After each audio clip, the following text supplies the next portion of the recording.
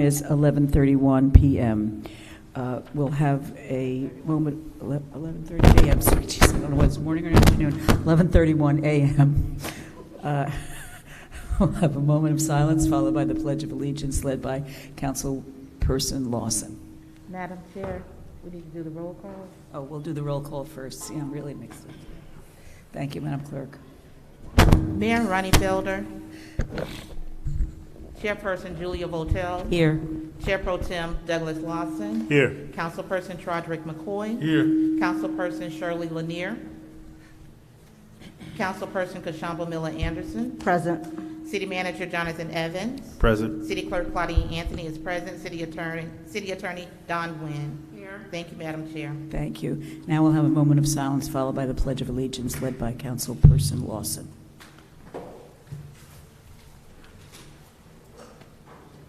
I pledge allegiance to the flag of the United States of America and to the republic for which it stands, one nation, under God, indivisible, with liberty and justice for all. Thank you. This is a workshop, so we will not approve the agenda. Madam Clerk.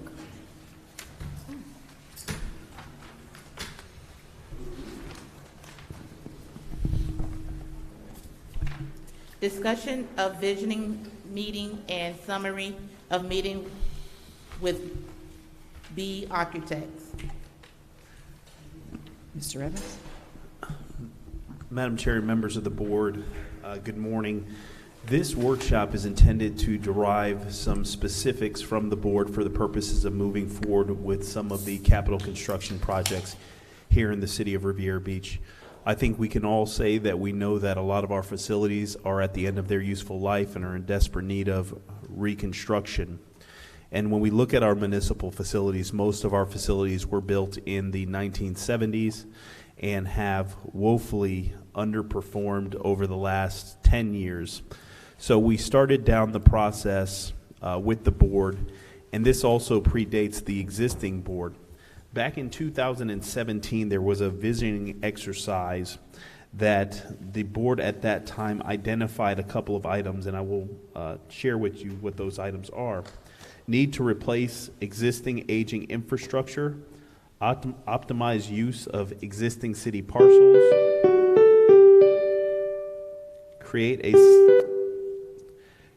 a central civic center complex, intricate to city facilities and services, enhance recreational and cultural facilities, enhance training and employment opportunities for local residents, envision and plan for a railway station which would tap into regional rail transportation networks and allow for public-private partnerships, mixed-use development of residents, commercial real estate space, possible measures for financial overall city civic center complex. Walter.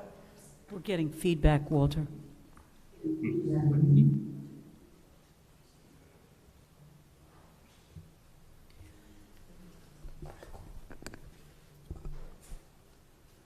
So hopefully the technological issue has been resolved. So since that 2017 workshop, staff has been meeting internally to discuss how do we move the agency forward, and the board took monumentous steps and efforts to effectively address some of the challenges that were borne by some of the facilities, but also what you've heard from your constituents. And that occurred when you established Vision 2030. That vision was intended to address challenges in the community holistically. That vision was discussed with the board and presented on October 22nd, 2019. The discussion with the board, or 2020, the discussion with the board stemmed around a couple of things that are germane to the conversation we'll have today, is achieving a sustainable economy, building great neighborhoods, accelerating operational excellence, enhancing government stewardship, and strengthening community engagement. So as a result of those particular elements, staff has started the work and the conversations that have allowed for us to get to this point. When COVID hit, obviously it changed the way in which we operate, changed the way in which we functioned, but this board under its leadership moved forward with committee assignments that was intended to address some of the challenges that were present in the community, from health and human services to small business to expedited permitting to working with the clergy community, their hospitality and tourism, public safety. All those committees were formulated with the purposes of addressing some of the needs in the community. But one of the committees that staff was able to come out of that discussion with the board was a capital projects initiative. And through that capital projects initiative, we ultimately got approval from the board back in May of 2020 to move forward with looking at our municipal facilities and how do we effectuate the desires of the board. So in November, the board had some opportunities to have conversations with architects from BEA to talk with them exclusively as it relates to the facilities that we would like to see addressed, whether it was appropriate to have the facilities on the north side of Blue Heron or on the south side of Blue Heron, or an option that would look to move certain facilities into the Broadway Blue Heron corridor to help incentivize or induce development and growth. So this workshop is intended for us to be able to get some feedback from the board, to hear your thoughts, perspectives with regards to what would you like to see for us to workshop with the community. Our intent is to hear from the board to find out exactly what two options you would like for us to bring to the community, share with them what are some of the challenges, and how do we look to move forward with effectuating the development that we would like to see. When we looked at our municipal facilities holistically, we're looking at roughly anywhere between $200 to $300 million, depending on the size and the scale and the scope of those facilities.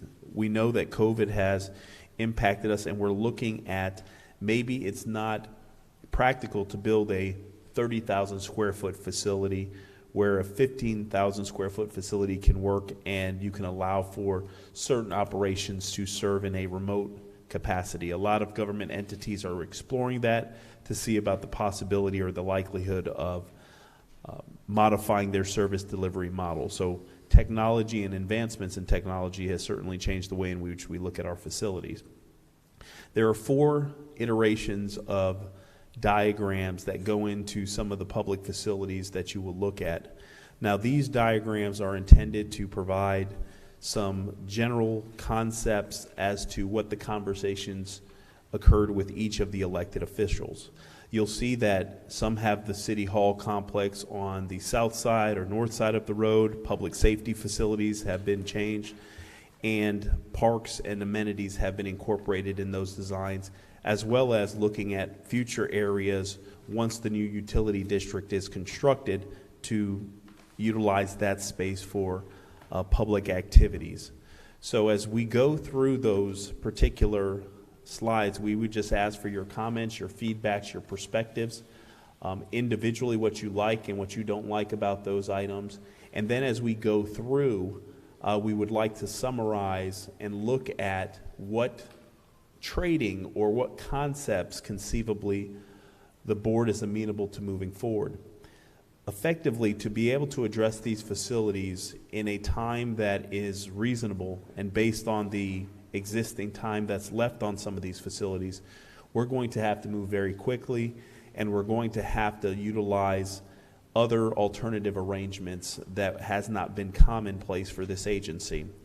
The bond finance option, whereby we go to the bond market, we collect the capital, we then go into the design, bid, build, is a very slow process, and it utilizes a lot of the capital that you do have. And being that you have all your facilities that are of the same decade, you have a situation where conceivably when you start a new facility, by the time you get to the end of constructing the other facilities, the last facility that you would need to construct, you're probably at a point where you're reconstructing the first facility. So we are looking at alternative funding mechanisms. We're looking at a design build finance option, similar to a transaction that you would have when you would purchase a home.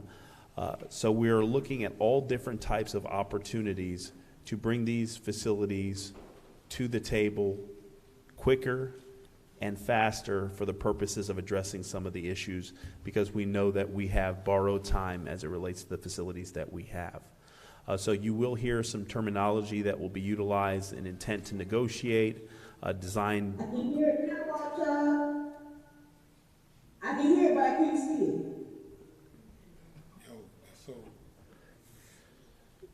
So we will look at design build finance options. We will discuss mechanisms that can bring these projects to life, whether it's by virtue of a P3 arrangement. All those are the things that staff needs direction as to how the board wishes to proceed, because the funding models change as we look at those models. So without further ado, I'm going to get into the kind of the rules of engagement as to how we'd like to move through. Each of you have provided some comments with regards to the design models, and some of you were the architect behind the concepts that were enumerated here in the memorandum. And so when that design comes up and you are that point person that worked on that, if you can share with your colleagues your thoughts and perspectives with regards to why this idea is optimal, so we can take and jot down notes, and then any questions that elected officials may have as a result of those concepts, certainly staff can attempt to answer that. We have our finance director, development services director, public works director, and the assistant city manager, deputy city manager here to answer any operational questions that may come up as part of some of these discussions. So I will like for us to begin, but before I take my position over at the podium, I would like to allow for the architect from BEA, Mr. Trujillo, to provide some comments with respect to his work and his efforts, and what we're trying to accomplish from his perspective to give us something that we can share with the public. Thank you very much. My name is Armando Trujillo. I'm with BEA Architects, and we have worked... Speak a little closer, thank you. Come closer to the microphone. Closer, okay. Is that better? Thank you. All right. We are BEA Architects. We have worked with the city since 2017, looking at your sites for the possible development of a civic complex, a civic center complex. So most recently, we revisited the exhibits that we had done before and discussed them with each of the council members and the mayor, and sort of updated the input. And we went back to our exhibits that we had done in 2017 and updated them for based on the new input. We in this handout that you have received, by the way, just so you know, it appears to include both exhibits from 2017 and exhibits from 2020. So do not be confused by two sets of plans, because they do differ. So we want to, if anything, we just want to look at the 2020. And we have looked at them before. We've talked about these now for several weeks, and I think you have seen these exhibits before. We can talk about them in detail.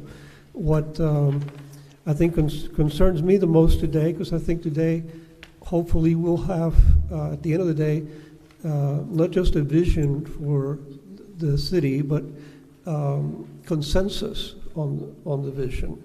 So if in the handout that the staff passed out to you, there's the very last page it's marked attachment 4, which is an email from BEA, from myself, to Elizabeth McBride. And there we talk about large concepts as we think about what we're trying to accomplish with development of the site and the civic center. We think there's 4 important large concepts. And just to summarize, one is, do we want the civic center to be a consolidated complex at one location, or do we want the civic center to be spread out over different remote locations throughout the city? That's one major concept that I think this body needs to hopefully resolve today. Another major issue is whether the Civic Center the new Civic Center should be on the north side of Blue Heron, where the existing Civic Center is, or on the south side of Blue Heron. There is an obvious issue in sequencing of the work. If you propose to have the new one on the north side where the existing facilities are, you have to demolish the existing facilities first. And if so, most likely you have to go to a temporary location, maybe temporary facilities, temporary buildings, whereas these things may be called temporary, they're never cheap. You have to put in infrastructure, electrical systems, water, drainage, parking, security, fence, site lighting. All these things add up. So there is, I think, immediately a plus for the city to place the new Civic Center on the south side. That way the existing City Hall and existing buildings can remain operational until the new ones are ready. So that's the other issue, whether the new Civic Center will be on the north side of Blue Heron or the south side of Blue Heron. The third issue is whether or not to devote a significant portion of the site to future private-public partnership, mixed-use development, where a developer is granted the right to come in and develop whatever the market is calling for, be it mixed-use, retail, commercial, housing or residential construction, and then have that public-private partnership provide some of the funding for the Civic Center.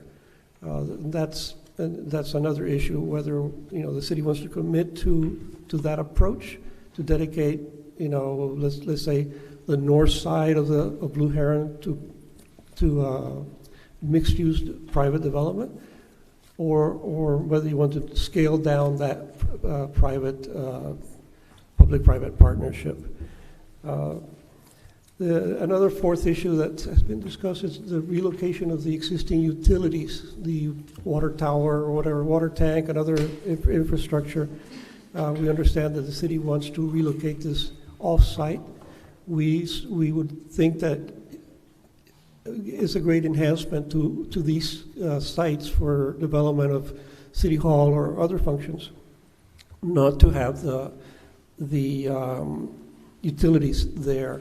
It also opens up the possibility of locating, whether it be it a parking garage with a train station incorporated in the parking garage, or just a train station at the location there where the utilities are now.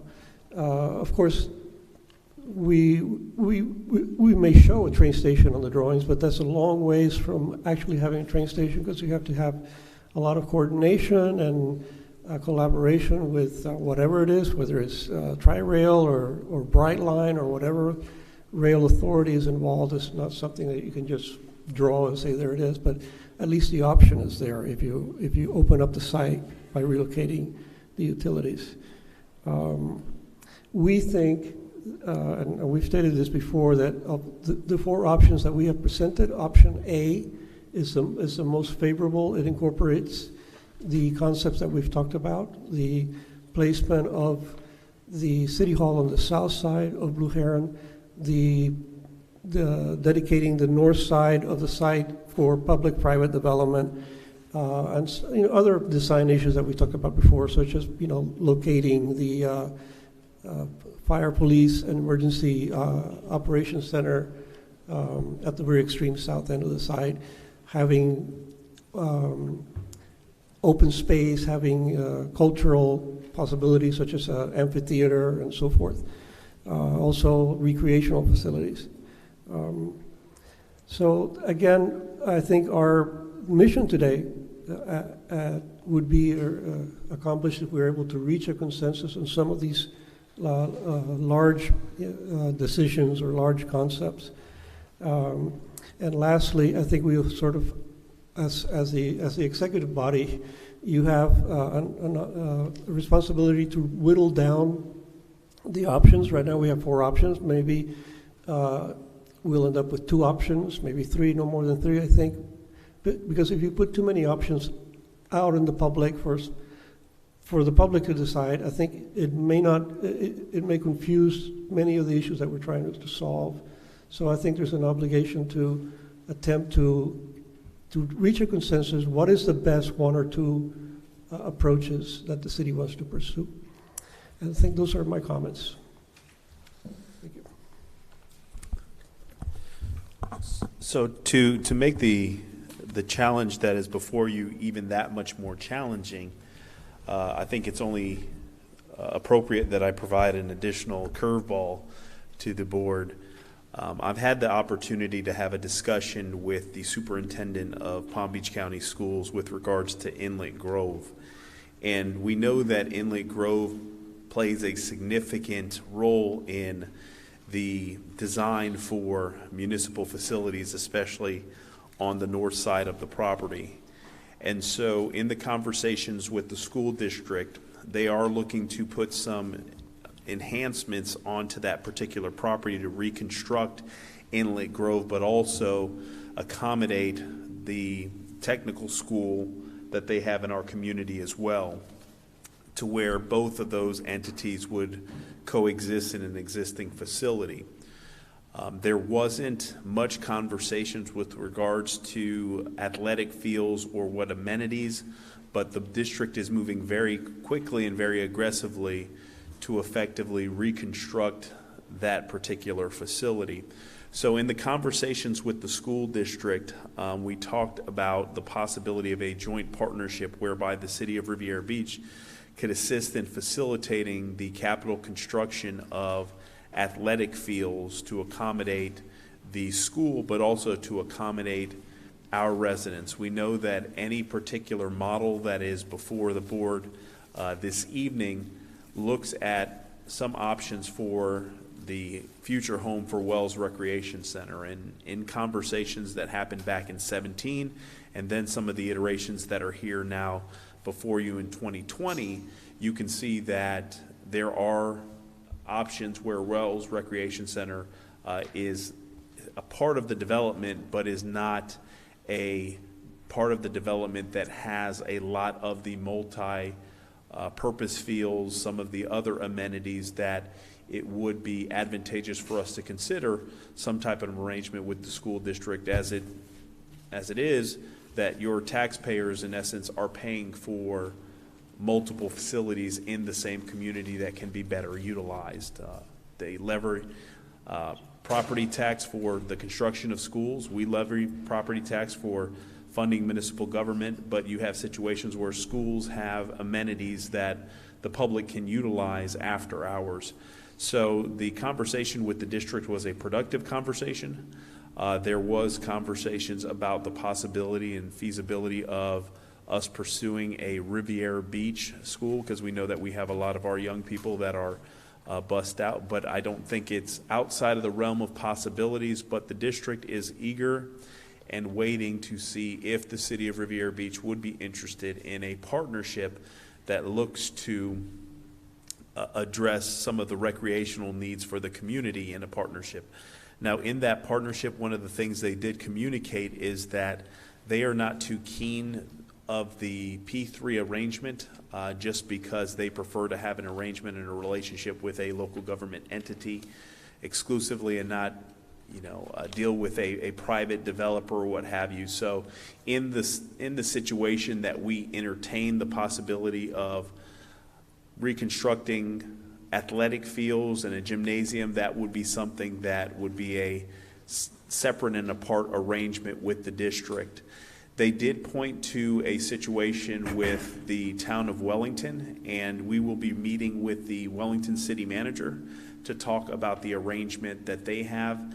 Basically, it looks like the town of Wellington, based on the conversations with the superintendent, that the Wellington community has funded the complete construction of a gymnasium and athletic facilities, and is allowing for the school district to utilize those facilities, because I believe probably for the town of Wellington, finding property of that size would be significantly cost prohibitive for the district, or for the town, and so it was more appropriate for them to partner up with the district. And so that model is a model that we're going to look at, but the district is interested. They would like to work with the city of Riviera Beach. So there is some direction that I would need from the board later on this evening, as if you would give me the authorization to enter into conversations with the school district and find out exactly what their plans are for the Inland Grove campus, and how is there, or if there is a possibility through a joint partnership that can effectuate the development that we're looking to see to accommodate our recreational needs. So that is information that is hot off the press, and I think it is germane to the conversation that you're going to be having this afternoon. So I did want to throw that out there, because as you look at the options that we're going to be discussing, that parcel is on the outskirts, but certainly is a parcel that should be considered as part of the discussions, and how do we get from plan A to plan B. Also, we know that the funding elements is going to be important, and so that's why we have Mr. Sherman with his scientific calculator to calculate any changes, because when we do move facilities and other locations, certainly there's an impact with regards to our ability to leverage private capital to reduce the cost for the city to build these facilities that we're looking to construct.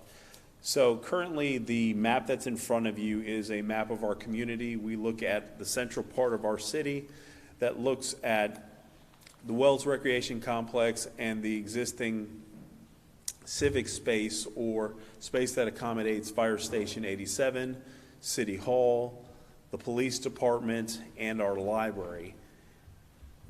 We can see that the site that has been proposed for further development, or the reconstruction, and even the new library, is currently sited on the south side, which is currently the home of Wells Recreation Center.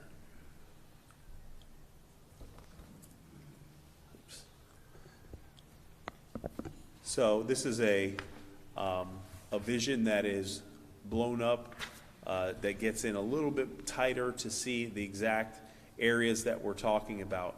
Now, one of the things that when we've had conversations at the staff level with regards to economic development, this particular parcel, when we look at a P3 arrangement, is such a narrow lot and provides for some challenges if a developer is to come and build any commercial spaces to effectively offset the cost for municipal facilities.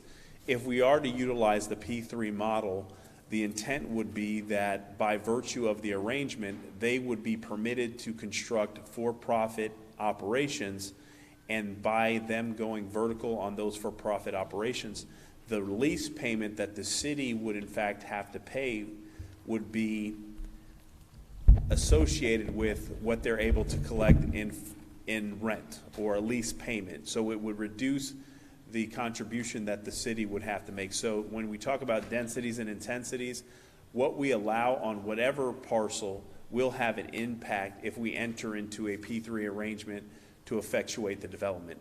If we look to develop it ourselves, it's going to be a longer process, but then, you know, you're going to go for the bonding, and then eventually you're going to have to pay back those bonds associated with those municipal facilities.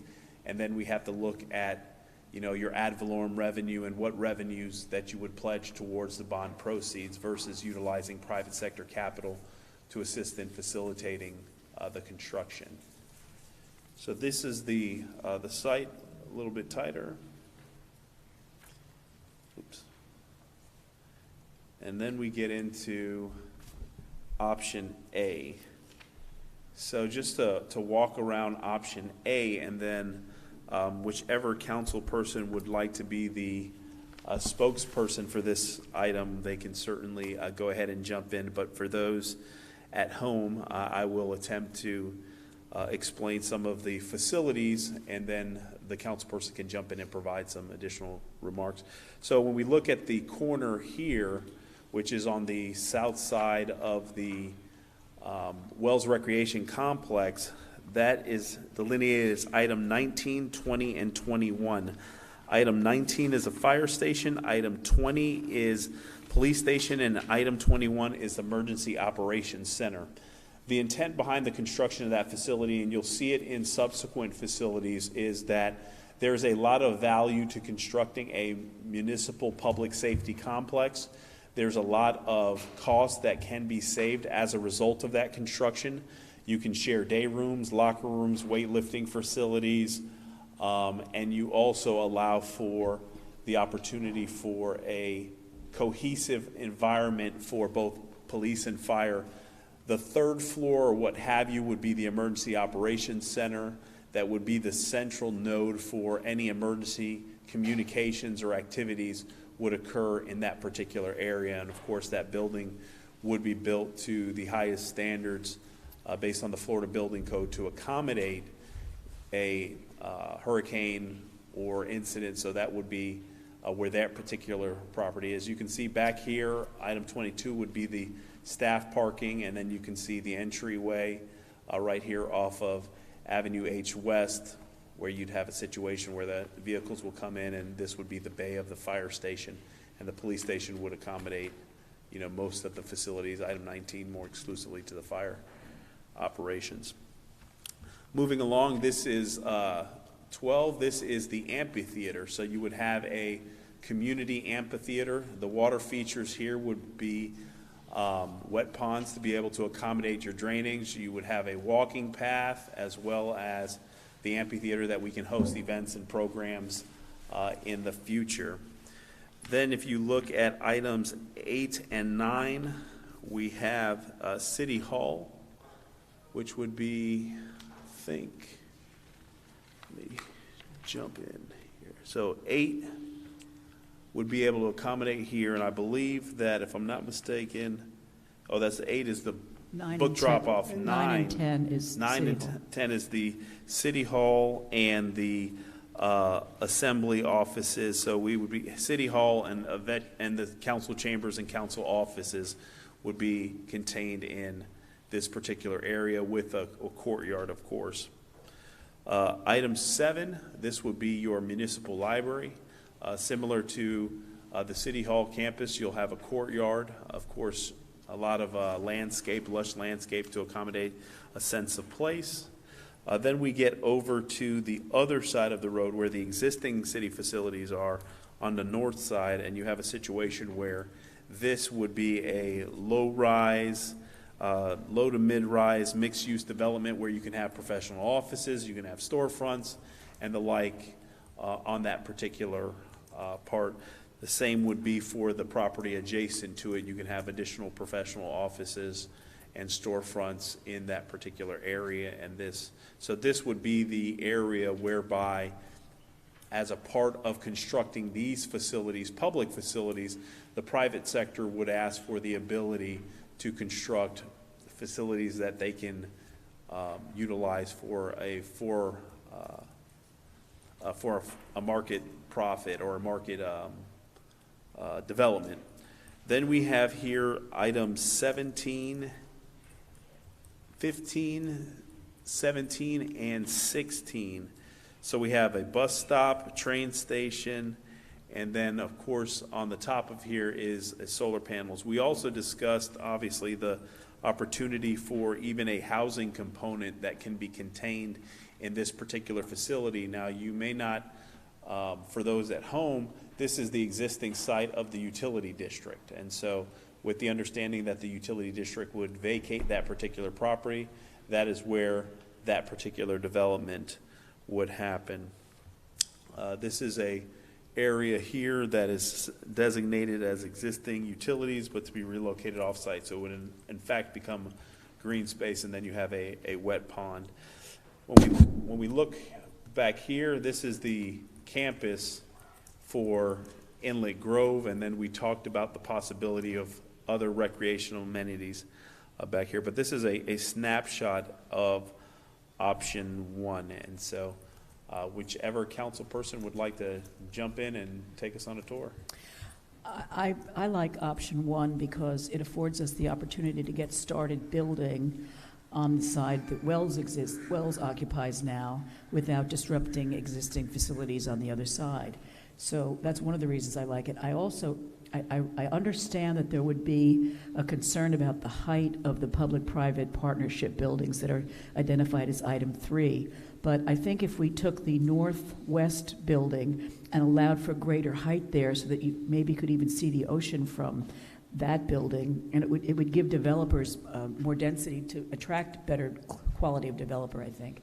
I don't think that would negatively impact the neighborhood. I'm going to defer to my colleague, Councilwoman Miller Anderson, in that regard, because that's her district. But I know that her concern was a negative impact on the neighbors if we had high-rise buildings there. So that's something that we could probably work out. But I like this option for a variety of reasons, and I think it's important that we keep our City Hall complex here and not somewhere else in the city.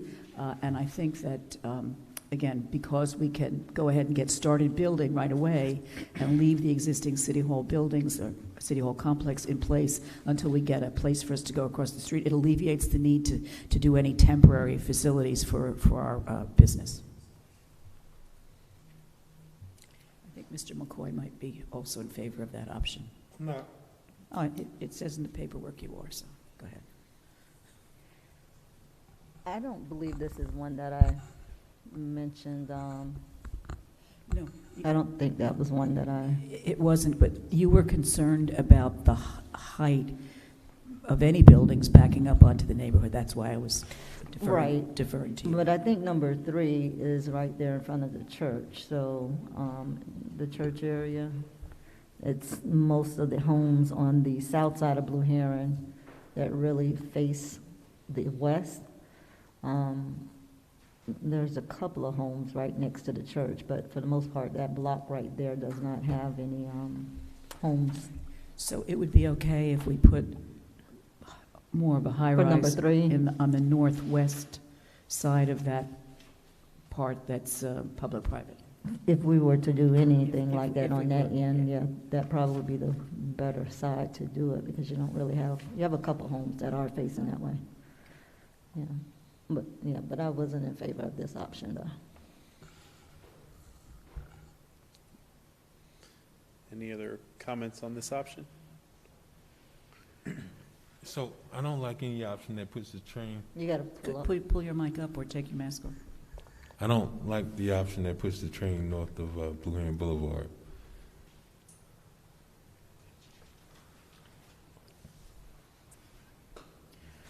And what's the real likelihood of that?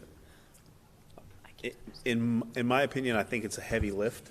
The reality of it, it would be challenging because the type of train that you would look to attract would be Tri-Rail, because Brightline's not going to add an additional station when they're already stopping in West Palm. The intent behind the high-speed rail train is to get you from point A to point B faster, and so they're not inclined to add additional stops. So there would have to be a lot of work to effectively get it to the point where Tri-Rail does come on this side of the community to effectively provide that. And they may say that since there's a station in Mangonia Park, does it necessitate coming over? Now, if there's enough residential and it becomes a node, there may be a possibility, but it would be a heavy lift, Councilman. Councilman, what is the concern with taking it north of Blue Heron? The train station? Yes, sir. I mean, it seems like it's feet off of Blue Heron Boulevard. Well, we get enough of stops, and that was a concern. We get enough of complaints about the train thing, so that obviously if it would stop ahead of, well, I guess it would stop south of Blue Heron, then that would be a better for me. Well, if it stops north or south, our goal would be when negotiating and discussing the process is to make sure that's not blocking the road or stopping any traffic. Yeah, but remember, we don't negotiate with FEC, right? They tell us what they want to do. Right. And then, it adds for even more confusion when we have the pile up from freight going into the port. So it doesn't make sense. You know, we got tagged in a post on Facebook, and everybody was like, we need to call our council members because all Lake Park and both Riviera Beach grade crossings were blocked. And I'm like, better call FEC. But I don't believe Tri-Rail is FEC though. No, but I'm just saying, if you already have a current condition where if you got a freight going southbound on those tracks, you potentially can cross all three crossings, you know, 13th Street, Blue Heron, and also Silver Beach Road. And to add an additional track on the north side of Blue Heron, it seems to make it worse, more of a bottleneck if you ask me. Well, is this something that they've been discussing in the TPA? I mean, strongly maybe? That this is, are we worried about something that may not even happen? Have you all heard anything? You're talking about the expansion Tri-Rail. of the Tri-Rail? No. That hasn't been followed. Yes, but isn't the interconnector on 25th Street in West Palm Beach exactly for that purpose? I don't know. The interconnector on 25th Street. The 25th and, between Australian and between Tamarind. Tamarind. That's exactly what that purpose is for. So they're putting another Tri-Rail there? No, the tracks are already there for allow Tri-Rail going northbound to switch over to the FEC tracks. If you've been up 25th Street lately, you have the Tri-Rail tracks, and then just a little further east, you have the interconnector that allows that same rail to then cross over to FEC, because remember they took off, they basically did a lot of right-of-way acquisition for the purposes of creating a connector between the I think it's CSX and FEC track. So you can, that's where the connector is, right there. So how far are they coming up with the Tri-Rail? Well, I mean, it hasn't been determined yet, but I think the end goal was, to, I think if I remember hearing in the past, it was to go to Jupiter, maybe? So, Yes. So are they working on doing that still? Ms. Miller Anderson, the connector's already there. So I know, but anybody that's going to the TPA, has that been a discussion? Well, no. That's not a Okay, current somebody discussion. said yes? Not yet. Who's that? Okay. Oh, I thought that was. Yes, there's been discussion at the TPA about the coastal link. Tri-Rail Coastal Link is the name. It'll go all the way to. Come to the mic. Come to a mic.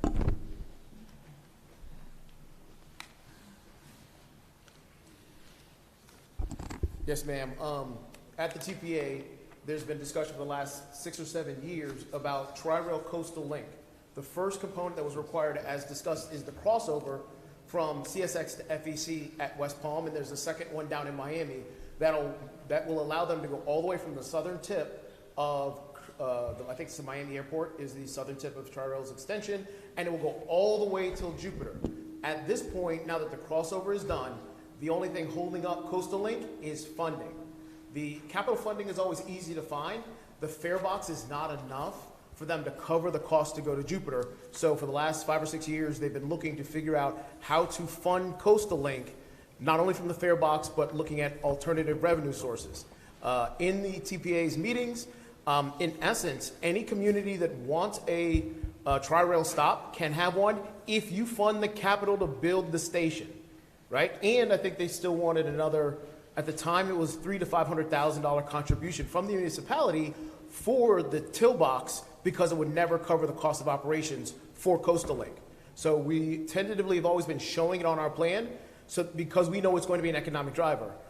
With our athletics, with the beach, having people come up from Miami or other locations on Tri-Rail to then utilize and spend money in our community, it is a value add for us with the amenities that we have now being linked all the way from the Miami Airport to Jupiter. That's the general overarching concept. Okay, thank you. My question about this, though, is that station appears in options A, B, and C. So is it something that we should just set aside from our deliberations so that, because it's just sort of a red herring, if you will, it may or may not ever happen, it, you know. That's certainly something that we can. We can definitely set that aside. for the purposes of moving this exercise forward. And again, as Mr. Bailey stated, it will take a local contribution, significant local contribution, to effectively see that occur. So that may be something that we look years down the road and see if there's another mechanism, because the discussion as it relates to Tri-Rail, I think when you look at why would I take Tri-Rail from Miami when I can jump on Brightline and get here, significantly faster? So there's other perspectives. Tri-Rail is obviously more of a commuter type of rail versus your high-speed rail, but nonetheless, I think we can look to modify that, and if the discussion comes back again, bring it back for consideration if funding improves on other levels. Thank you, Madam Chair. So, Mr. Architect, even what we're looking at on A, right? Is this A? A. That's not, those building locations aren't to scale. It could be possibly that number 17 could be further north, correct? Like, because I see what number 5 is, that says existing utilities. Yes. So moving it. Yeah, it could be Yes. further north, right? Yes, sir. Because if I'm not mistaken, Ms. Miller Anderson, I was led to believe that because we had the potential of having a train stop from Tri-Rail in Riviera Beach, that's why we have those bicycle lanes on H Avenue. So, I'm okay with it being there. It just seems to me that always creates a problem, having anything close to the railroad tracks. It just seems very close. You're saying having the building close to the railroad Correct. tracks? Well, If it could be moved north, that was one of my major concerns. One of the things that I think is also Where? is important to point out here, this is your pedestrian connectivity as far as your bridge. So you would have a bridge for safe passageway over Blue Heron. So I know that's something that we consistently see people trying to cross the intersection here, and it becomes inherently more challenging and risky, but there is that pedestrian connectivity that's contemplated as part of the development to bring those two parcels together for pedestrian access. Because if you look at the site, there is a lot of walking areas, a lot of walking trails, more of your urban trail, and we think that that's an opportunity to really create that sense of place where somebody can conceivably, go to the library, check out a book, go for a brisk walk and jump in their vehicle and go home, or just sit in the area here, the amphitheater, and recreate. So, all right, we'll move on to option B. All right, so option B again has the same public safety component. You can see that this is more of a park, more of a passive park, with a lot of urban trails in that area for people to recreate.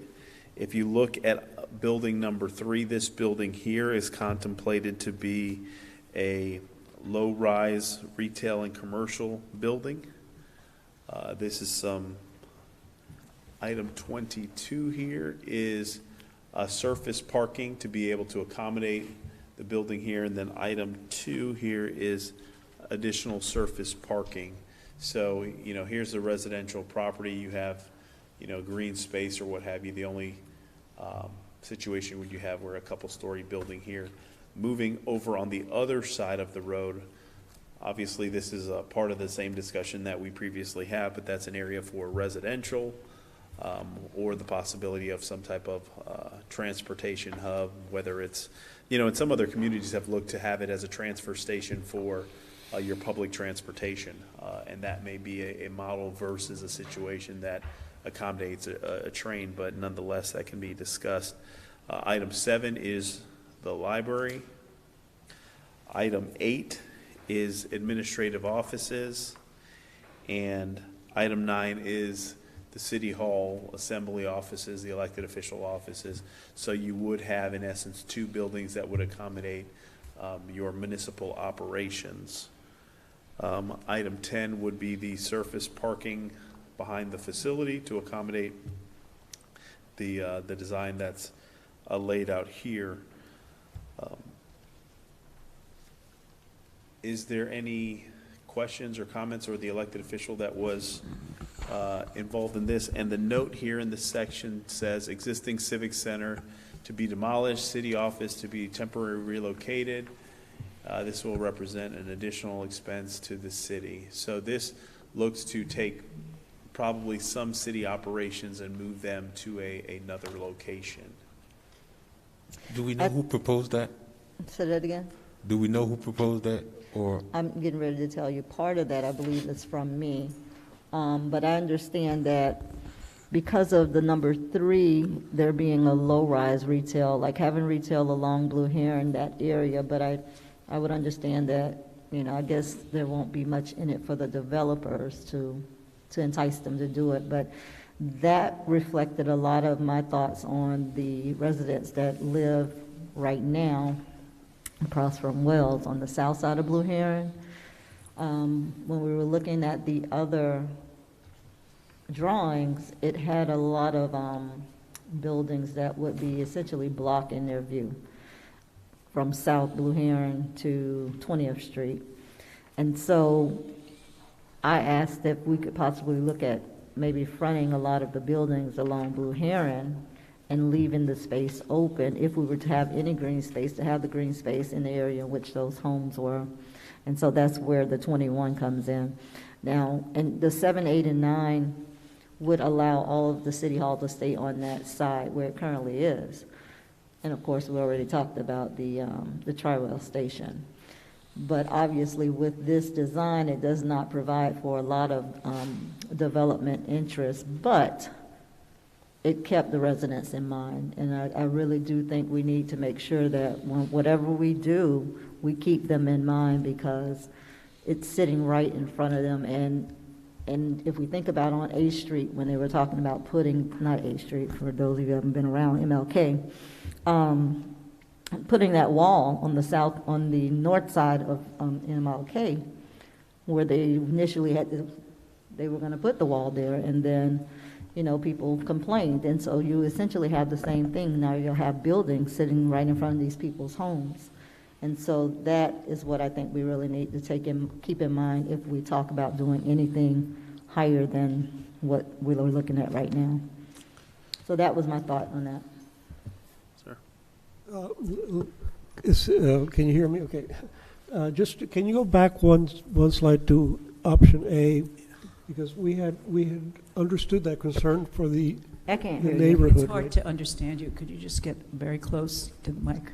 And what we had proposed here is that along Avenue H, that there be sort of an enhanced buffer of landscaping and water features and so forth, so that the neighborhood is really faced with a greenway and not a bunch of functions of buildings, right? Yeah, I think that does, this one captures that point of having that open for the residents. So, I mean, Yeah. there is a part of this that I did like, something I didn't, but I do like it for that point.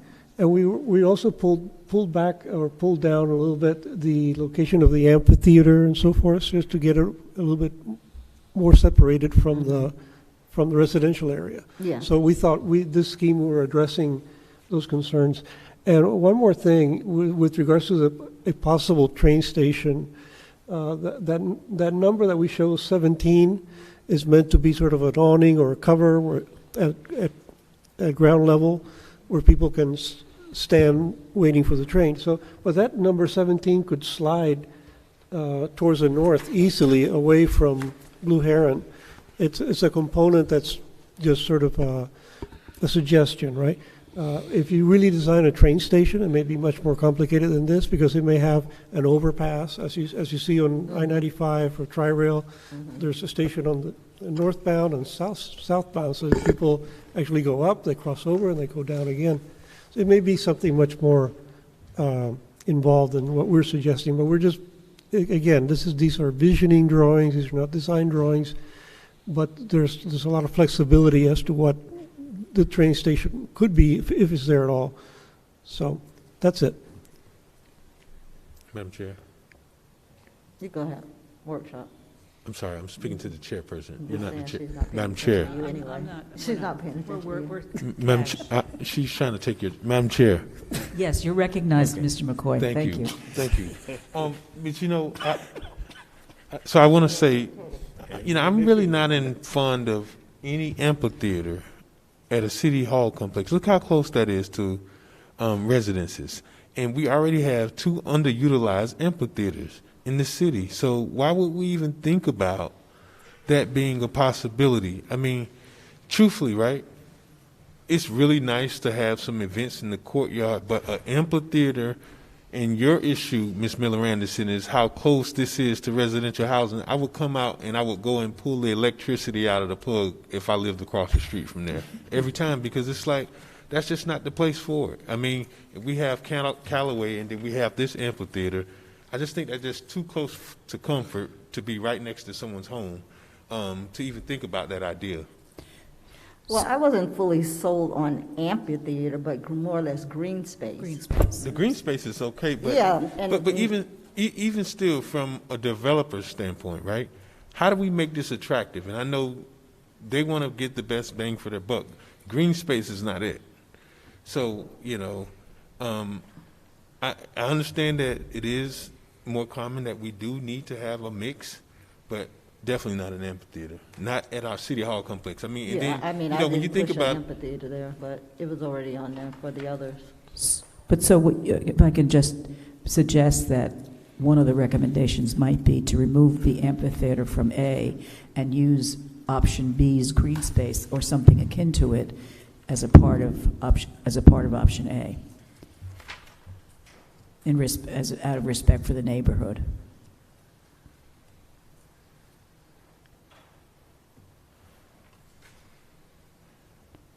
Because what's this one, A, right? Where's This is B? A. What's B? B has B- B has the is green the space, green a lot of green space. Yeah, I didn't So think I was it's- pushing no instead of amphitheater over there. Instead of using the amphitheater there, just make it a park, Yeah. a passive, a park That was. with like maybe a track around it or something. I don't know. Something you that can people have- could use, but not be noisy and troublesome for the neighbors. Well, yeah, that was why I wasn't the one that pushed the amphitheater, but I understand what his point is, and that's why I said what I said about you go back to the B. Nope. What I said about number 3 here with the low retail, the small retail space. I understand it's not enticing to a developer, Right. but you know what, maybe that's not the area that we need to have that if we're going to be inconveniencing the residents in that area. I don't know how we're gonna get around that of trying to push it and make it look enticing for the developers when the residents in the area are not gonna support that. Yeah. So I don't, You mean, I'm sorry, clarify, when you say the residents are not going to support what? The businesses? having large high-rise buildings Oh. blocking their area, blocking their view. And that's one of the things I think when we go through the compatibility process, we have to be conscientious that, you can't have And the traffic on top of Yeah, that. you can't have an 8-story high-rise here and then it's adjacent to a single story. You have to have a situation where it's compatible as it relates to the existing land use and zoning. And so those are things that we would certainly look at. I think the preservation of green space is certainly important. I think it provides for breaking up some of those facilities. But if you look at a situation whereby if you wanted to preserve green space or have more green space, and then let's say these facilities would be the commercial facilities, you can look to create more densities and intensities the closer you are to this particular area. So maybe you make concessions here, but you want your low impact development over in this area, but you preserve green space. Yeah, and that was my thought process on that, which is why I said for A, I wouldn't mind, I could go with what she was saying on the left Over side here. there, but not on Yeah, the go right-hand back to A. side. Go back to A so we can, if you would, please. And you have more of a linear park here at that 12. Yeah, make that more of a park. And then the higher elevation could be the one on the very, Yeah. one backing up to Inlet Grove rather than on a neighborhood. Okay. Moving right along. All right. Going to option number 3. See. All right, so option number 3 here contemplates in the notes, City Hall Library to be relocated off-site. We still have the public safety campus over here. Item 9 is the amphitheater. Item 20 is the new Wells Recreation Center. Here's the same type of residential elements here with tri-rail. Item 3, you have mixed-use developments here. So you have low-density or mid-density mixed-use development, maybe some storefronts and residential. That's also incorporated here and here. And then 4 is a commercial plaza area here. We have water features that are incorporated in this particular design, and solar panels, and that's been memorialized in all the diagrams that you've seen. So if the elected official that came up with this concept would like to share their thoughts. Thank you, Mr. Evans. And colleagues, I actually prepared specific comments because I just don't want to come off the cuff. I really want to really discuss this, and I prepared just some specific comments for us to discuss the idea and the vision that I had. I was speaking with some of the developers and the architect. I know that there was years ago there was a referendum to kind of keep City Hall where it was currently, but I'm sorry, there was not one. That was what.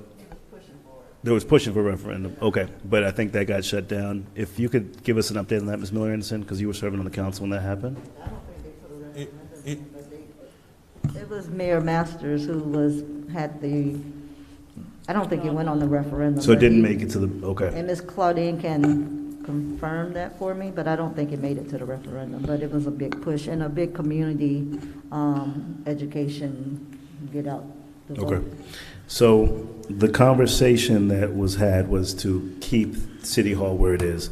And I think with educating our residents and with discussions of why it would be impactful to move it to the downtown corridor, I think in our CRA district to show them the impact of actually spurring development and sparking development there. So I really want us to kind of look at reimagining Riviera Beach.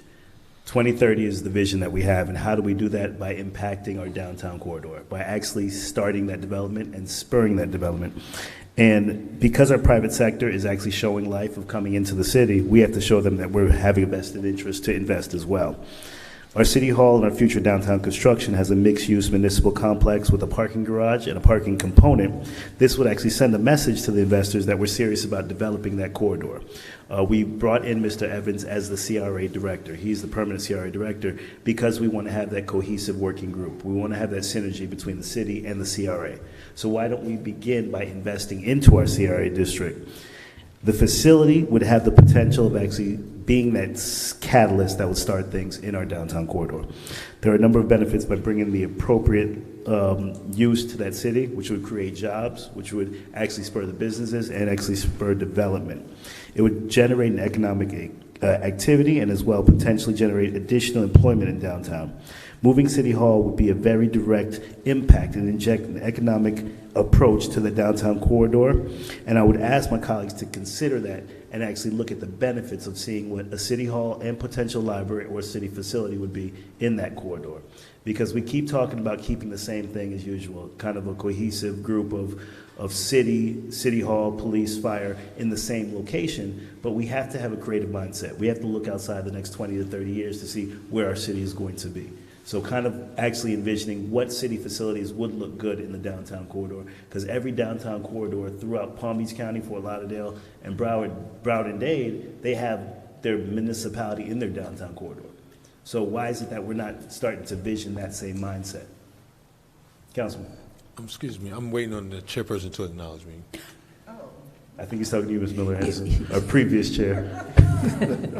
Madam Chair. You're recognized, Mr. McCoy. I was really hoping you guys would look over, because the way Pro Tem Lawson was saying it, I thought he was reading an Easter speech. I mean, it was like, you really prepared that, didn't you? I did. Yeah. I thought you was reading your Easter speech, but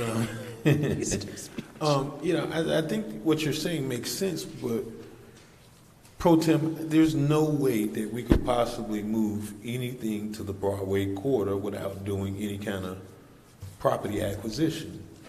Correct. And We just actually did some property acquisition where we purchased the Miami subs, and we also own the old City Hall site. So yes, what but, additional acquisition were you looking for? But I mean, that's not even, I don't think that would even fit. I mean, even if you look at the old City Hall site, I don't even think that could fit number 3 that we're looking up here. Mr. Evans, was there, or actually our architects, why was there no rendering put in place to actually show the additional expansion of City Hall to the downtown locations? Probably because of the point that, I mean, obviously, first of all, we don't even want to use the word ED in Riviera Beach because that doesn't work. I mean, obviously, if it's for a city facility, then that's, you know, I guess that's almost attainable. What word? Eminent domain. Oh. Well, I guess I should have clarified. He said it. But you know, I mean, really possibly, do you really think, or is there really a possibility that we can move any? I mean, could we put the smallest department over there on that lot? I don't know how. I believe could by we going. put a library there. Well, that's why I actually wanted to see some type of rendering, because going vertical would give us that option. So going vertical would give us the view of that ocean front. Imagine having our City Hall on our downtown corridor on either the Miami sub site or on the old City Hall site, going up 6 to 8 stories, having the view of City Hall overlooking the water. Imagine that view from that location, having our library down there. That would actually give us the benefit of saying, hey, we're investing into that corridor. We're asking developers to come in and put $200 million into our downtown, yet we as a city haven't actually invested into that infrastructure. So what is it that they're going to invest into when there's nothing there? So those are some of the thoughts that we have to be creative right now, because we're just looking at the same status quo, and we have to change our mindset because we don't have the renderings to actually to determine if that's a possibility, because Councilman McCoy, to your point, you don't know if it could or could not without having the professionals say if this site could actually fit a city hall that will facilitate the needs of our city. Councilman. So aside from that, right? I'm sorry. Where exactly, right? What would be the developers testing? What would be the developers' incentive to go on Broadway? Well, the incentives are actually based upon Blue Heron, because the development that's actually happening would be in conjunction with the actual City Hall, because that's why we have option 3, which gives them the municipal center, which gives them the mixed use, which gives them the commercial space. Because just because they're building a project, it doesn't have to be across the street. They can build a project anywhere in the city, and it can be in conjunction with what they're doing on Blue Heron at the current location. So that's the incentive, because even if we use another P3 project or an option, they don't have to build it across the street. They could build it at the public works site. They could build it anywhere in their city. Madam Chair, if I may. Yes. To the comments that Councilperson Lawson made, staff is right now calculating what the densities and intensities and the allowable, with the allowable zoning, what can be constructed in the properties that currently under the control of the city or CRA. We are in the process of finalizing a purchase and sales agreement for the acquisition of Miami subs, and so he's calculating what we can effectively do on that site, as well as the former City Hall site. There is an opportunity to move an operation there, but it would require vertical construction to be able to do that. But I can tell you from my experience and what I've seen and what I've researched with regards to other communities, one of the biggest things that economic development professionals look at is if you're serious about economic development within your downtown core, having some type of municipal facility to show that there's an investment in your own vision for downtown helps spur economic development, because they see that there may be a situation whereby 100 persons work in that particular building and they're going to go to the sandwich shop or the dry cleaners or what have you. And so we did have the conversation on the staff level to look at the sites that we do have in the downtown core and what conceivably can come to life to help facilitate some of the economic development and growth. And to this particular proposal, to Councilman Lawson's point, the more opportunity that you do have for the private sector to construct facilities, the better rate that we would end up getting on our facilities in the long term. So whether it's a library, or whether it's a city hall, or whether if it's a public safety facility or a recreation facility for that matter, those are all things that conceivably could be accommodated to some form or some fashion based on the existing parcels that we have. And I'll be able to tell you more exclusively here when we calculate the floor area ratios to what you can build on the existing sites that are currently under the control of the city or CRA.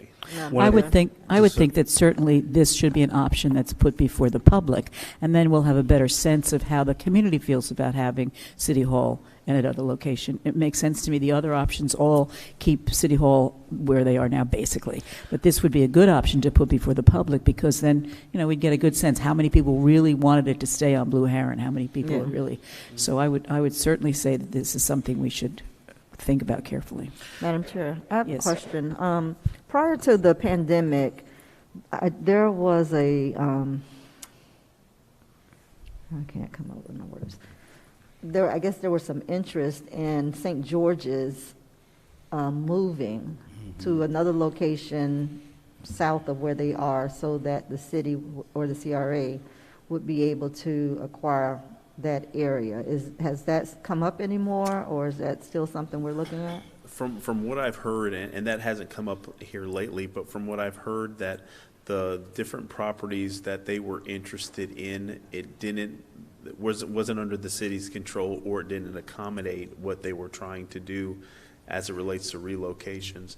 But we will have, again, the conversation with them to see about the feasibility to move in that direction, because to be able to acquire both that certainly is a significant parcel to be able to do a lot of things in the downtown Yeah, core. and that would go really well long way. with the City Hall being in that That spot. would be a great location. And just kind of to piggyback, and I believe we had Boynton that we discussed recently. They did a 4-story building on just 3 acres. Yeah. So there's 2 acres right there at the old City Hall site. Imagine 8 to 10 stories down there. Because we're not just talking about Broadway. We also have been discussing Avenue E for years. So now to continue that expansion of Avenue E and Broadway and that entire corridor, City Hall would then stretch from Broadway to Avenue E. We'd be bringing 100 jobs downtown. We'd be activating that corridor. We'd be expanding with Lake Park, who's on the north end of Broadway. We'd continue the process with Marina Phase 2 development. So now us plopping our City Hall right there in the middle would then be a catalyst to actually spur and develop that community. So that's some of the vision that I really think that we need to consider before we just say keeping it here. I do agree that the residents would need to have that same input and insight, but at the same time, I think we need to just kind of continue to visit that idea, because I think there's a consensus for the most part, police, fire should be going on that south side of Blue Heron. That is a great location, which I agree with. The Tri-Rail station, we don't know if it's coming, but it's a good location for a possible project with housing, for a Tri-Rail and a stop. But we really want to try to figure out how do we spur development in the entire city versus just this one block. Madam Chair, if I can have Scott Evans be able to share some information. Thank you. Good morning, Madam Chair and City Council. We had a look at the 2 sites that are on Broadway. The old City Hall site, at a minimum, Mr. Sermons and I had a look at it. You could build about 200,000 square feet, which is quite a bit of square footage on that site. And then the Miami sub-site would be about 140 to 160. Square Yes. foot of building. Right. What's our current City Hall Oh, that I don't know. City Hall is square footage? maybe about 22,000 square feet. So on that site, we could go about 4 or 5 times the size on that site currently. Yes, you'd have to go vertical, and you'd have to build a parking garage. And that would, How much in that? Huh? Because the police department's about 25,000 square feet. Fire station, 12,000 square feet. City Hall in itself is probably about 25,000 square feet, 25 to 30,000 square feet, and then the library is roughly probably about another 20,000 square feet. so to that point, that space would be sufficient for a city facility. How many levels? Floors up? By code, we can go up to what, 6? Yep, 6 stories. And anything over, I think, 3 stories, you get the water view. Over 3? I think, yeah, over 3. So, Madam Chair, so is it a Yes. desire to see some sort of conceptual idea to come back for those sites? If that is the pleasure of the board, we can certainly incorporate that as part of the presentations that we have with the public. Yeah, well, if I can, so that's okay, but then it wouldn't make sense just to come back with a conceptual idea with that site. I mean, we have to account for the contingencies. If we want to do a conceptual, I guess, letter E with putting the City Hall facilities on Broadway, then I would really like to see, well, what's going to be the other 2 alternatives to what we already have existing here? You know, do we then add in more mixed use here on West Blue Heron? So currently in C, option C, we'd want to expand a little bit more because the amphitheater was just in place. 4 years ago, that was a discussion. I believe that's what the council had talked about. But to the point of my colleagues, that's not going to be a prime location for an amphitheater off of the residential. So whether we make it into a larger park, whether we add some housing there or some mixed-use retail, commercial, that may be some options to expand that area as well. In addition, the park, do we want to look to possibly building fields, attracting some of the travel ball that's happening throughout the country and building actual state-of-the-art fields where we have football, baseball, basketball fields in those locations. So those are options we can look at as well. I know that we talked about taking it over to Inlet and actually, you know, working with those fields that they have, but we're moving our Wells football field and our baseball field, and we haven't accounted for that because our discussion is to partner with the school district. We don't have any finalized plans with the school district or the Tri-Rail, so we can only base upon what we have right here and now. And Madam Chair, if I may, certainly when we look at, in this particular diagram, you see that there's a concept for the Wells Recreation Center to hold the indoor-related activities, but there are none of the sports facilities. So when we do look at this, and if we are going to offer some of those fields, we're going to have to find another alternative or reposition the existing layout here to accommodate that. Now, I know that, and since we're just having a visioning conversation, the public works site that is currently being utilized, across the country, you're seeing those types of facilities become field houses, where it has indoor sports fields. So you have your indoor football field, you have other weight equipment, those you hold gymnastics, and those become huge revenue generators. And I believe Gardens actually has gone forward with the construction of a facility like that where you already have the facility.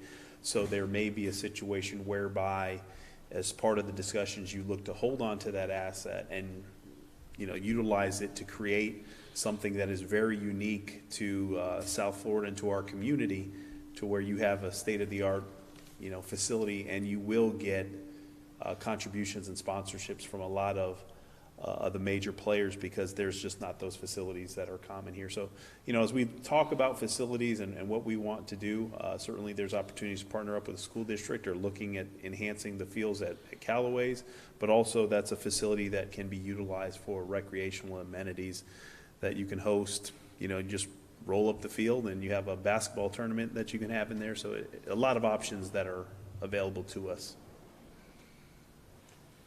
Madam Chair. Yes, you recognize.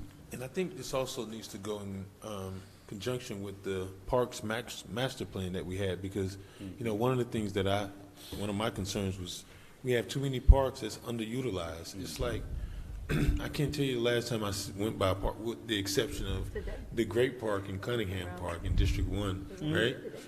I mean, there's regular activities on Sunday and on Saturday. Even in, excuse me, even in COVID, I almost wanted to call Mr. Blankenship and be like, hey, do they have a permit? But, you know, for the most part, right, is it Jerry Schultz in your district right off of 33rd Street? Yeah. You know, you got the one out in Congress Lakes, you got Timber Pine. you know, a lot of these parks are underutilized, and we've gotten so many concerns about how many locks there are on Danny Calloway. It's just, you know, I don't know that if we do take the option of using, you know, shared space with the school district, do we really? I mean, the wellness center is great. I would love to have a wellness center, right? But I don't know that we need another recreation field when not even a quarter of a mile, we're going to be potentially it's probably not even maybe an eighth of the mile up Avenue H. You got other facilities that'll be available for public use. So, I mean, you know, obviously we're almost landlocked. There's just only but a few places that we can go. So I just really, my concern with that parks master plan, and my biggest concern was that, are we really making the best use of all the parks that we have in the community? And that doesn't just mean the parks, that also is in terms of the programming that goes on in the parks as well, and even in the facilities like the one on the south side. Wouldn't you agree, Councilwoman Lanier? Oh, yeah. Councilwoman Lanier, do you agree? She said yes. You made that up. Madam Chair, if I may, certainly Councilman McCoy hit the nail on the head. The parks professionals and the industry is moving towards more regional, centralized parks and eliminating the pocket parks, because it's such a burden for recreation departments to maintain those, and kids are not going out to those pocket parks like they did 20 and 30 years ago.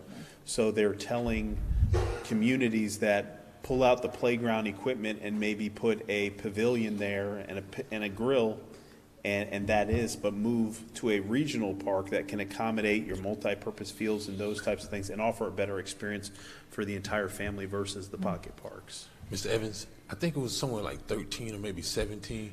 If we get 13 PlayStation 5s and some digital screens, let me tell you, we wouldn't be able to get those kids out of the park. If we took a look at option B, where we have the item 3, which is low-rise retail and commercial, and married that with option C, it would even give a developer more reason to partner with us, so that you'd have the number 3 in option C. You'd have the number 3 buildings, the mixed-use buildings on one side, and right across the street you could have that row of smaller, rather lower profile, low-rise retail commercial buildings, and you could always then have the wellness center pushed back a little bit to be somehow behind them, and that would make better use of this space, maybe. I definitely, though, think it's something that we need to put before the public, this concept. So, Mr. Evans, question with this. So currently, we're going to make a decision to take how many options to the public? We would like to, but certainly it's the pleasure of the board. If you would like more or different iterations, we can definitely do that. Okay.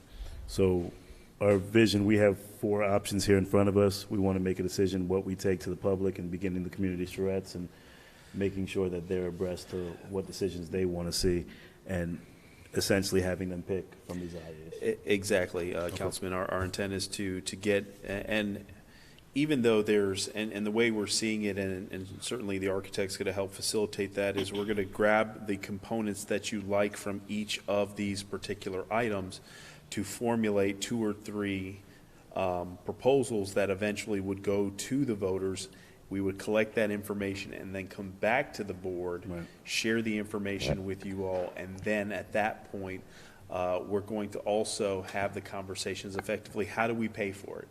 And how do we look to move forward with that? And so getting the input from the community as it relates to a P3 arrangement, how long a time frame is, how long conceivably it would take to build these facilities if we were to build them ourselves. If we went out to a bond referendum for these facilities, how much would that be on the taxpayers, et cetera?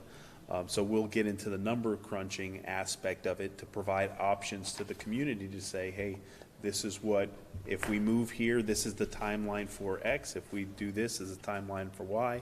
And then this is the option Z. Get their opinion and feedback, and then bring that all to head to the board to get direction as to how you wish to proceed, and ultimately us beginning drafting the documents that we need to move forward with this. Okay. Question. Yes. So I'm looking at number 18 on a couple pages. What does that EOC encompass? Does that encompass Public Works? No, it encompass, EOC would be the area that would encompass basically your central nervous system for in the event that we would activate. So it would be a lot of classroom spaces, a lot of computers. If you did any type of training, that would be the area that you would utilize, and it would be an area that would be activated in the event of a disaster or an incident where all the section chiefs would report out of there. So it's not like it would have a specific function that would report out of there, but that would be like the conference spaces in the area for public safety to convene and operate. But more so, it's for the purposes of any activation.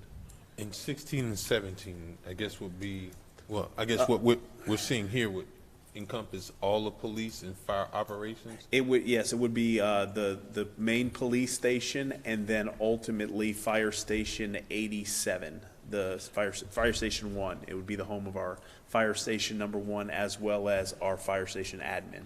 And is that, I mean, these aren't to scale, correct, Mr. Architect? These aren't to scale, correct? These are not what? To scale. Because, I mean, General scale, but these are not design drawings. This is a Concept. concept here. right, okay, Massing Yeah. of buildings that have these functions in them. okay. I just was wondering, because it seems that our police department is probably more than tripled or probably quadrupled that little building and parking lot that they have with all the various apparatuses and then the marine equipment. And then if you think about fire, I'm just making sure that that's We'll look at those on multiple stories, of course. right. But I'm just saying, looking at that little small lot in the back, I'm just wondering, like, how do you encompass all of all of those different widgets and apparatuses from public safeties? I just was hoping The that. parking lot is not that much bigger than that now. The current parking lot is not that much bigger than Right, but then currently much of that on stuff part is at the stored port over center and all of that too. 15th Street, and even the training facilities, and then fire prevention is over there. So, I guess it's fine. I'm just making sure we don't put them in a teepee hut or something. Yeah. Yeah, we'll make sure that when we get to the point, like this is the direction we want to go, we'll definitely refine more of it. But certainly if we go to a mechanism that is design, build, finance, then that's a situation that the architects will work with the end users and say, hey, how much space do you need, how many employees, and those types of things. And then we would go ahead and accommodate the departments within reason to be able to move forward with that facility. Okay. We'll move on to D. option D. So if we look at option D, this has a couple of additional nuances associated with it.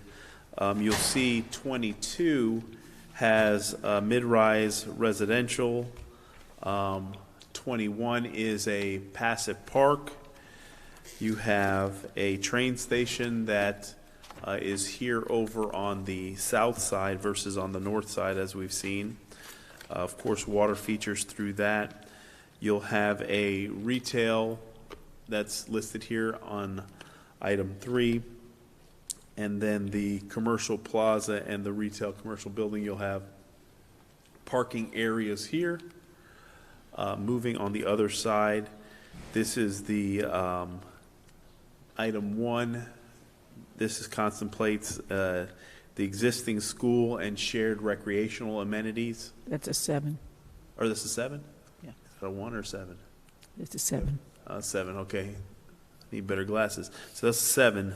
So that's the library. Number 8 is the administrative offices.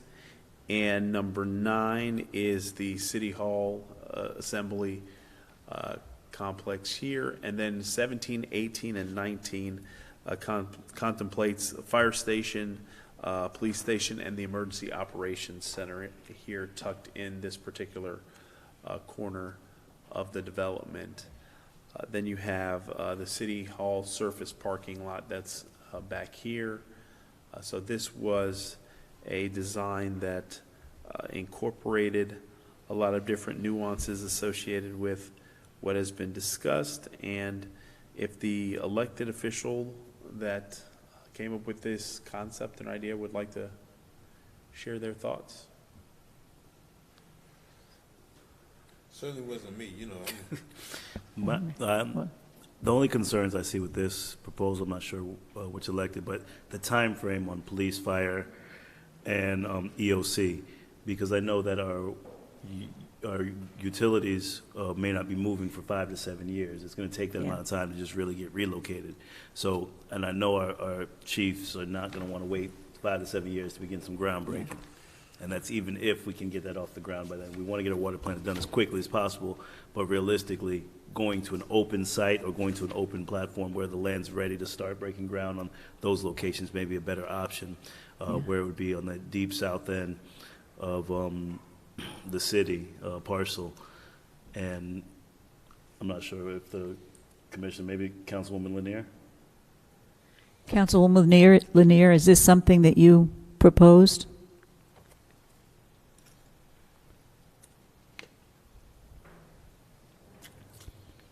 Well, while we're waiting for her, I'll concur that this one has a lot of obstacles, I think, to success. Again, I don't think that we should plan on putting the City Hall, the Civic Center, if you will, on the spot that it exists now because of the complexities of relocating existing offices. And I agree that we really can't count on using that water plant property in the near term. So it has a lot of problems in my mind.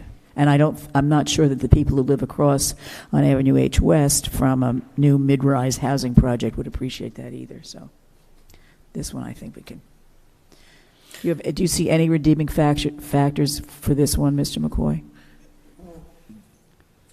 You know, I guess the one thing that I thought was pretty neat was the 17, 18, and 19 that, you know, if there's an emergency, they can either go north or south, right? And that's always good, depending on which direction the train is blocking.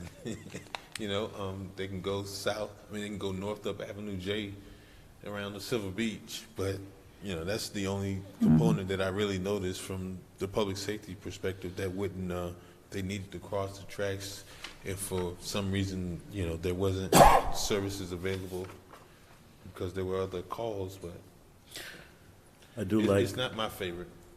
I do like option 3, which was presented in option B and D, number 3, which is that potential retail commercial building. So yeah, that may be a good option to take some of that green space that we talked about if the city decides to go in the direction of possibly relocating City Hall. That green space that's on, go down, Mr. Evans. Option C, instead of having so much green space, utilizing that space in the frontage to actually do that same thing. I believe Councilwoman Botel said. Yeah. Right. Yeah. So if we were to try to come to consensus on, let's say, the 2 options that we would think would be appropriate to go before the voters or the constituents, we think clearly that the option that takes things off of Blue Heron and moves them to another location would be one, because I think it would be very interesting to see how many people would agree with that. And then which of the others, and we sort of I think we have consensus to do away with D because it's not possible to put numbers 17, 18, and 19 at that location until we have the water plant moved. So in terms of options A or B, which do you think would be? And again, that just comes right down to the question of north or south. So I'll go back up to option A, and the board can look at option A, and then when you're ready, I can go to option B. And to see, and what you could do is you can take segments out of each of any of those options, and the architect you did that, right? You mentioned that. Yeah, the architect can draft it up to be consistent with what the board's desires are. So if we took A and did away with the amphitheater and just made it a park, how many of us could live with A going out to the voters? I could. This is A right now, right? This is A, A, correct. Right, A with the elimination of the amphitheater being replaced by a nice park The green space. and green Okay. space. How many of us think that that's one that we should put before the, 8 and the 7, 9, 10. What is 3 again? 3 is the mid three high-rise are mixed use. public-private partnership, Okay. well, probably a high-rise to mid-rise The- mixed use. The only concern I see with this is just the freestanding library. Just because I know where we're going as a country now, having that much space for a freestanding library, which we could Right. possibly integrate into a city hall, I think we could make better use of that. Or even having the library in a separate location. I think we can make better use of that parcel there, which could be some additional mixed use, or possibly incorporating that number 3 in option B. Yeah, B has the lower. B has the low retail. rise, right, Yeah. the low rise retail commercial. So instead of having that large library space, I wouldn't want to utilize that corner for that location. Yeah, you can, yeah, I would say maybe. That'd be the only piece. Or it could be that it's something- combined, it could be combined, similar to how Boynton combined did. into, right. Yeah, you can Combine. make it a senior center, you can make it Or- a, you know, something like that, Yeah. you know, there's. Yeah, I could so- see it not being just a library, but Just, being very multi-purpose, where you would have Yeah. opportunities for retail, yeah. kids to come and have A multipurpose tutoring, or, building would Yeah, be- you you know, get- a senior center. Similar to this type of room, you can have an area where you can have a banquet or Yeah. an area where you can accommodate those types of activities Yeah. on that campus as well. Yeah. So are we looking at, multipurpose building. are we looking at multipurpose. option A with those modifications? Yeah. Sort of expanding the use of number 7, currently listed as library, and eliminating the amphitheater and replacing it with a park? Green space, yeah. How many are okay with that? I could Yeah, do that's that. fine. There's an option still for us to look at City Hall on the north side, though? Yeah, that's. Okay, that's B, right? That's B. B. Yeah. That's B. Okay. So we could put 3 before the voters: A with City Hall on the south side, Mhm. B with City Hall on the north side, and C with City Hall off-site. I believe Councilman McCoy, you wanted to possibly move that Tri-Rail station to the south side of, No, he wanted to look O'Hare? Or you further wanna north. look He at it wants to altogether? eliminate it More altogether, I north. think. Where were you looking? Doc, Where were you looking to He put it wants more us to north? put an air, So- he wants so- a helicopter pad there. I thought I heard him say that. He'd like a So, helicopter. since we all gave 3 different options for you, Councilman McCoy, which one is it? Doc, is that water in your bottle? What do you get? That's water. Yes, it's water in my bottle. I Thank you. never said that. The alcohol is in here. Mr. McCoy, where were you talking about moving Well, a little I- further north, though? Well, no, just moving it closer to number 5 Moving because closer to 5, okay. Yeah, moving it that the- way. you just moving it. But he said it's not to scale. So what I was just afraid of, like, I rode Brightline, right? And when they come in to West Palm Beach, They block up, yeah. it never shuts down the tracks at what is it? Gosh, it's Fern? not. It's Clematis. So it stops right at Clematis. You don't have Clematis being shut down. Now, when it gets to travel north, when it goes back into the hub right off of 15th Street, then obviously, but my whole concern is it would just make sense if you got a train traveling northbound, then it would, it wouldn't have to cross over the railroad tracks and then create another bottleneck. And then, obviously, if we got trains going southbound into the port, that is a disaster. And I think if it goes a little further north, that just resolves my concern. I don't have any issues with it. But do we have enough space to push it down? I mean, I guess looking at that, it doesn't look like it. Yeah, I would think so. Because it only goes to, what is that, 29th Street? Yeah. Where the park is? Yeah, we can work with the architect and see if we can, make some modifications. But will it make a difference and fix his problem he's talking about? So though? now I have a problem? No, your issue. I mean, issue. whatever word you want to use It's definitely. to make sure that it's not We have a police blocking. officer here? Don't come over Not here. today. All right. And this is, so, any other tweaks and modifications to option B? Yes, this is option B. That's with the option of having it on the north end, keeping City Hall where it is. Then what we would do with City Hall is currently, while we're developing or demolishing that, what would be our options with the current City Hall?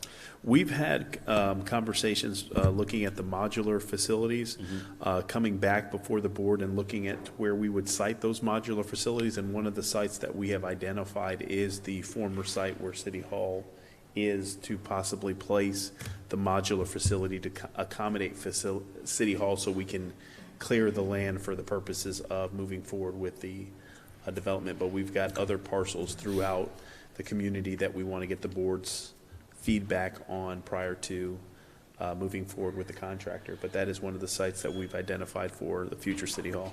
And when we take these proposals to the public, they're going to have cost analysis, what our expenses are going to be, what's estimated size, potential, everything that's going to go along with it? Yeah, we're gonna refine this a lot more. We're gonna provide them kind of what the square footage, what the cost, projected cost would be for the facilities, and what are options to fund it, and what can we see as a mechanism to bring this facility. If we go through option A, conceivably, this is the timeline. If we do B with this financing mechanism, this is the timeline, and C, and then get their opinion on the finance and delivery method, because they need to be able to provide that, so you all can then make a decision as to what you believe is in the best interest of the community. Is Mr. Sherman going to speak a little bit about finance? Mr. Sherman is always ready to speak about finance. Could we, because I think many of us have been thinking all along that we would try to engage in some kind of a public-private partnership, so it would be good maybe to review that. Sure. So, do we want to, is everyone okay with the information here in the proposals? With those modifications we just spoke about? Yes, with those modifications, and just... what modifications to B? I don't think we made many. Did we make any modifications to B? Just moving that, his station. Tri-rail further north? Issue. Okay. Fixing his problem? And Hold on. Should we ask Commissioner Lanier what her problem is? Commissioner? Go to C, Mr. Evans. Thank you. Thank you, sir. All right. Any other questions from the architect to make sure we got everything? I have tried to follow the discussion, but I don't really have clarity on all of the points that have been made, so I'm going to be looking for... Could you take your mask off just while you're speaking? Could you please? Thank you. Yeah, sorry. I do not have complete clarity on all of the points that have been made. I think we're still a little bit away from consensus as I had hoped, which is perfectly natural and reasonable, because many good points have been raised. But anyway, I would ask the city manager or someone in the staff to clarify what the decisions that are being made to make sure that I have everything. Okay, so we can run through this really quick, because it was only a few modifications. Okay, what I've heard so far on option A is deletion of the amphitheater, moving the station, the proposed railway station further to the north, right? Correct. To stay away from the intersection. Is that it? That's And making number 7 into a mixed-use building. I'm sorry, what's it? Making 7 into a mixed-use building. The library, possibly expanding that to a mixed use versus just a library. So a library conference hall or something like that, Or some kind of retail. Yeah. Okay, I'm sorry. It's very boomy for me to hear things. Understood. Number 7, the library, you want to do what? So number 7, the library, it still would remain as the library. However, it would have another civic component associated with it, such as a conference hall, community center, what have you. So it wouldn't just be the library exclusively. Right, and I think when we think of the library, we, based on our conversations we had with your library staff, there was always related functions that were very much part of it, and it certainly included, conferencing, cultural venues too was a big component. So when we think of the library, we think, yes, there are other components to it. It's not just shelves and reading stacks. Okay. Yeah. Okay. All right. For option B. here was the intent to move the Tribal station. Is that up there? All right. For this particular one, it was, were we shifting this one to the north? The rail? Yeah.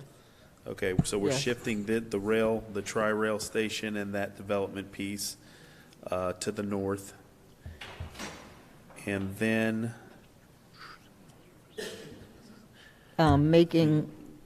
Was Botel talking about 789 being a little high? How many floors? How many floors were we looking at with 7 and 9?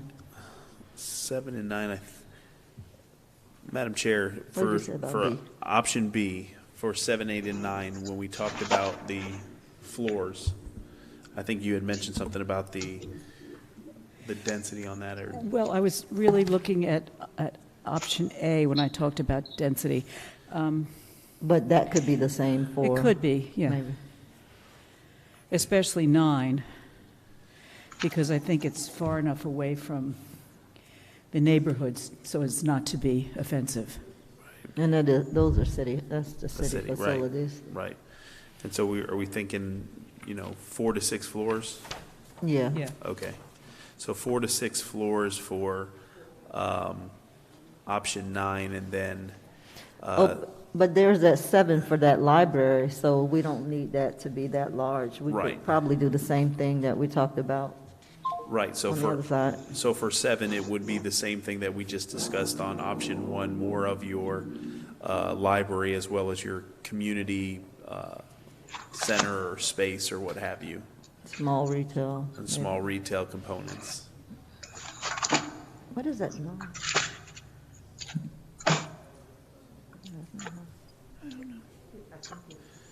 All right. And item 3,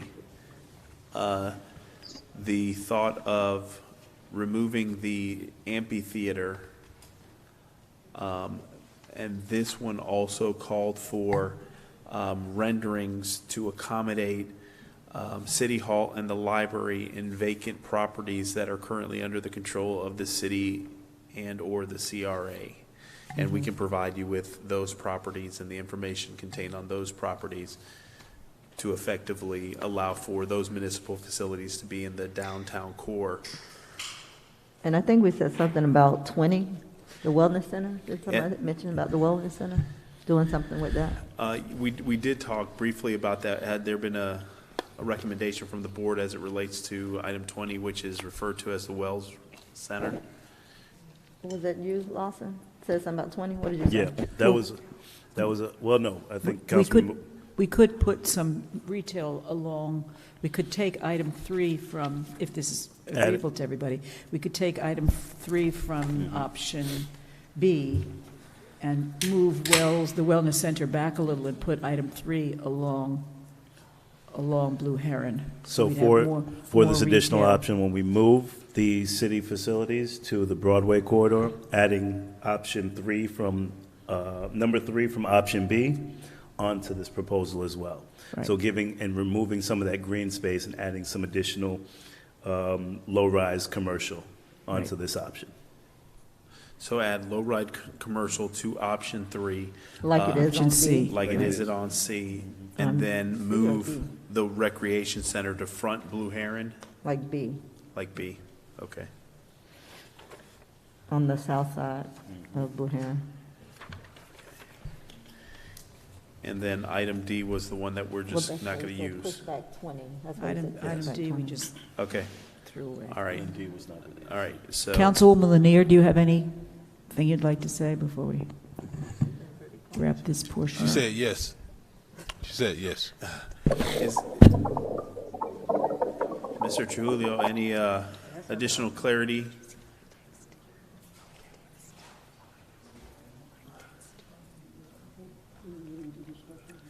What have we done?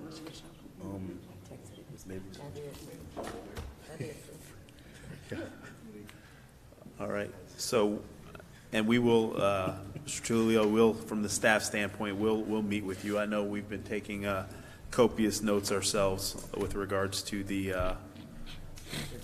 options that were discussed. Okay, great. And so now what we've all been waiting for, Mr. Sherman to talk about how we can fund all these great concepts. So, Mr. Sherman.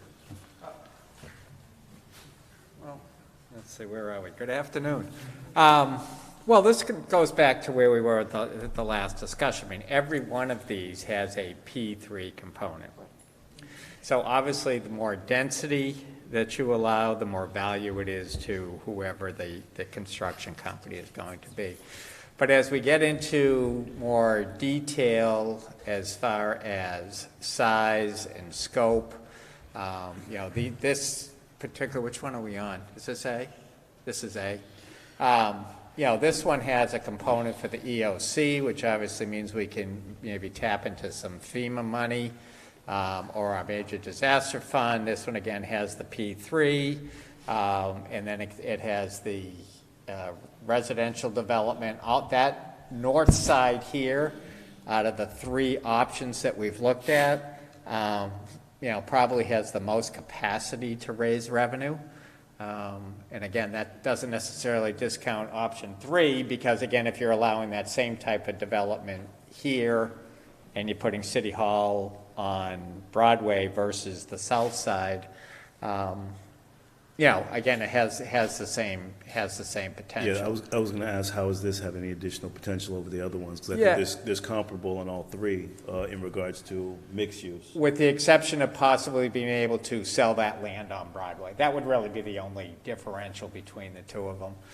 But as we get back down to, as the manager said, when we come back to the public, we'll get with the PFM P3 team. We'll really refine all of these numbers and options and funding opportunities. We have some old appraisals at the marina as far as land value. We'll have to get those updated to some extent to put new values on these parcels on what a land lease type option might produce. And then again, we have the penny surtax. We currently have about $9 million of the penny surtax. Still expected to hit that $23 million mark. So that certainly is another component that we're going to look at, to integrate into this. But that comes down to, once you've got your partner on board, that's when the negotiations really start, as far as, who's going to pay for what, who's going to, cover which costs. Because again, if you've got one developer that is doing, in essence, both the north and south side, there's opportunities again to get savings, because again, you're not remobilizing every time, and you can move your trades through, and there's other opportunities there. But as we get ready for the public presentation, we'll get all those numbers far better refined and start to develop what the funding package ultimately will look like.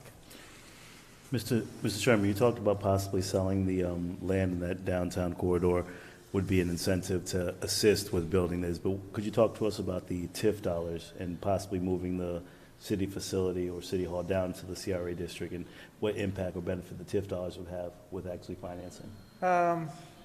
Well, the issue is once you move City Hall down to Broadway, the CRA will actually be losing TIF dollars, because you're going to be taking, like the Miami subsite, you're actually taking taxable value off the site. But there again may be the opportunity to give a developer both sites. And again, that adds more appeal to them if they can come through and they know that they not only have this site to develop, but they also have the 2 or 3 Broadway sites to develop, which again, obviously then increases your TIF opportunity. I will tell you, in West Palm Beach, the CRA actually paid for the parking garages because it was in the CRA district. And again, the garages may be used for City Hall and city business, but then there's after hours and there's weekends. So, the justification to be able to use TIF dollars to build the garages certainly was there. So again, if you're doing the Broadway site and there can be some public parking as part of that development, then there is the opportunity for the CRA to throw some dollars in as well. So, and again, as we develop all three of them, you know, we certainly will take all that into consideration. Is that? Sweet. Thank you. Okay.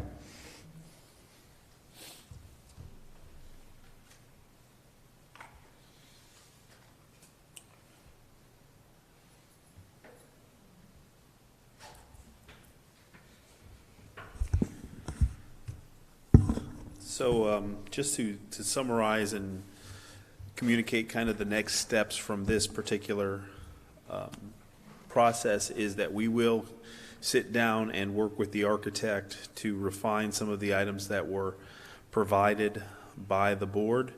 Once we get to the point where that information is solidified, we will then start working with representatives from PFM and finding out some options as it relates to financing these particular proposals, and then coming back to the community to share with them the discussion and the work that has ensued by this board to effectively move forward with this particular process.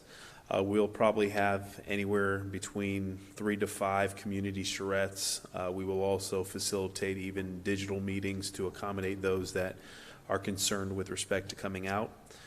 Once we get the feedback and input from the residents, we will synthesize that data and set up an opportunity for a special meeting of the board to provide us with the guidance and direction necessary to move forward and us to execute the appropriate agreements and contracts to move forward with this particular project. This is an exciting opportunity for us to get some traction in and see what the private sector can bring to bear if that's a mechanism that we utilize.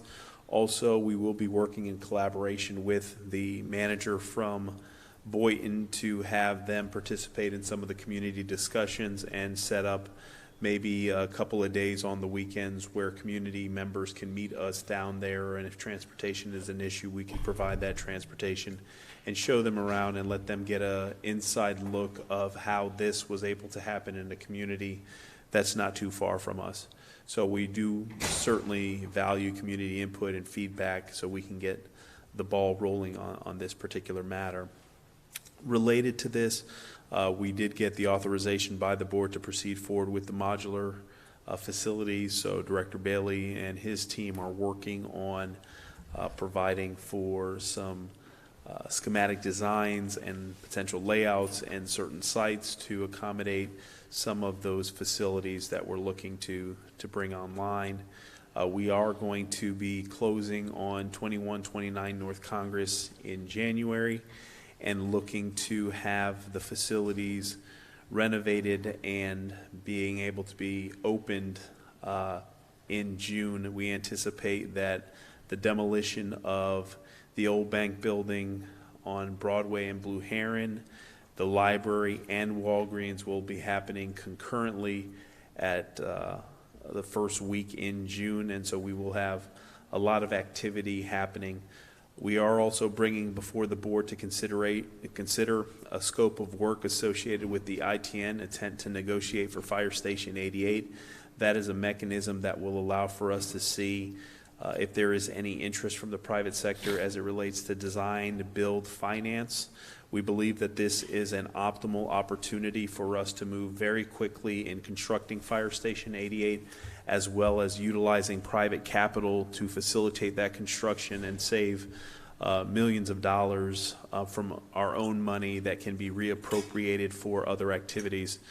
We know that it's this board's desire to see some modifications to the millage rate and to look at other revenue streams, and so we will be also sharing information with you in the coming months concerning the fire assessment.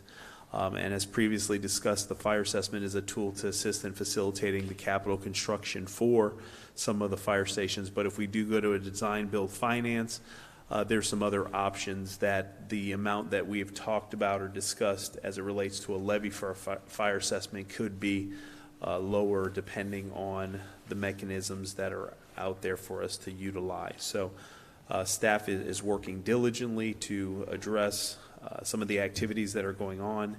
We are working diligently as it relates to the water treatment plant and having a plan of action that we will like to share with the board moving forward and a timeline so we can bring some of those facilities to bear. So over the next couple of months, please bear with staff as it relates to the amount of emails and meeting requests and information that we are pushing out to you all, because we want to make sure that you're informed and ultimately the citizenry of the community is informed, because there's a lot of activity that's happening and a lot of things that this community should be proud about.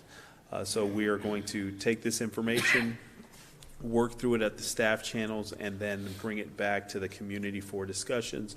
We will inform all the community members on the meetings that these items will be discussed, as well as working with the district representatives to make sure that you all are present for the community feedback sessions that we have.